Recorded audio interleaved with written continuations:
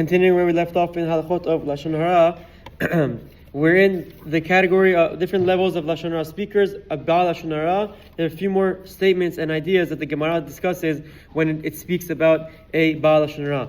The Gemara says, and the Chafetz Chaim brings it down, someone who is a Baal Lashon Hara is worthy of being thrown to the dogs. One who speaks or accepts Lashon Hara is worthy of being thrown to the dogs.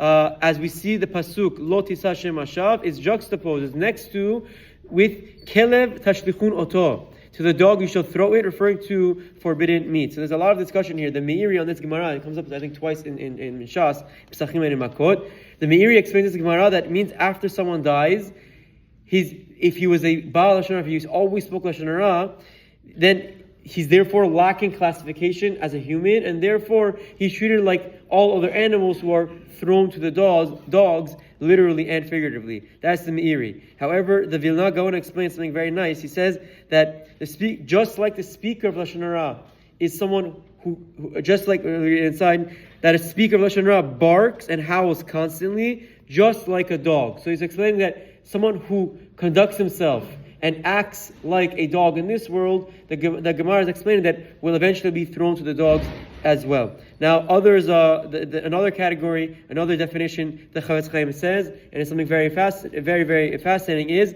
a Baal Lashon Hara acquires the other's averot. What does it mean? The Chafetz Chaim discusses an interesting and unique aspect of Lashon Hara, which, according to Rav Chaim Kanievsky, applies to a Baal Lashon Hara rather than an occasional speaker of Lashon Hara. When one speaks Lashon Hara about another person, some of that person's averot are transferred from his account to that of the speaker, as if the speaker committed those sins himself. Rabbi Chaim, I think, often quotes that Kitvei Ha'ari also says this.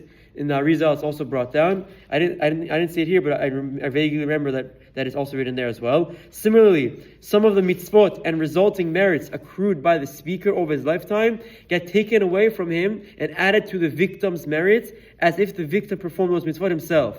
When these people stand before the heavenly court after they die, they'll find themselves with mitzvot and or averot that they did not commit, and they'll be punished or rewarded according to this accounting as well. Only if and when the perpetrator repents and does teshuvah and asks for forgiveness from his victims, is the process reversed. He gets back the mitzvot that belong to him, while he is divested of the extra averot that he did not commit. So now everyone likes to ask, so someone spoke Lashon Hara about me, I should never forgive because my mitzvot go over.